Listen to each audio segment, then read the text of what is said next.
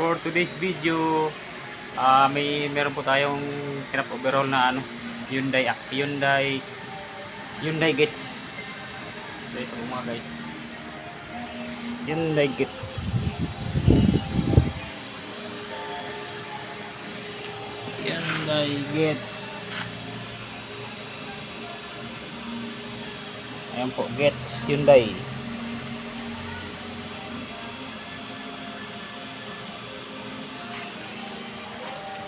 So ang problema pala nito mga guys, nagbabawas ng tubig, tas bumabulwak na po yung radiator. Kaya pinapoverho po natin.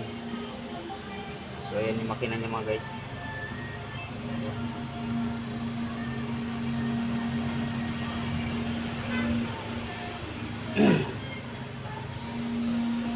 So ito po yung cylinder head niya mga guys.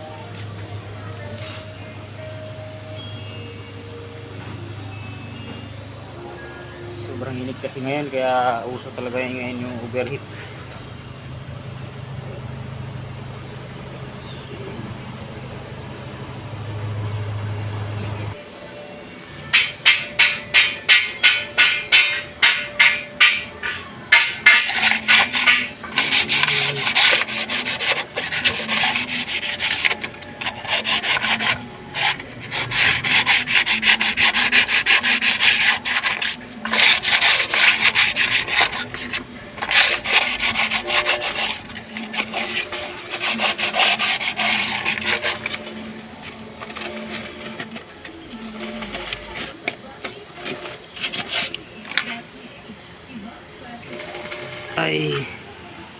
So ito guys, naglinis tayo ng cylinder head.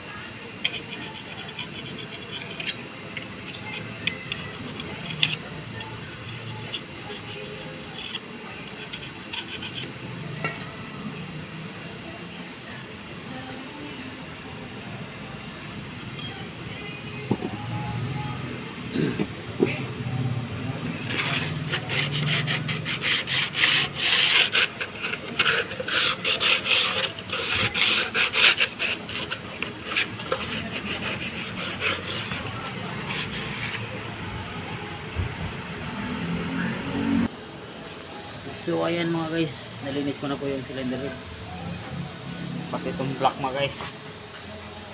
So ikakapit ko na po yung yung cylinder head dito. Abangan nyo lang po yung part 2 mga guys. So thank you for watching mga guys.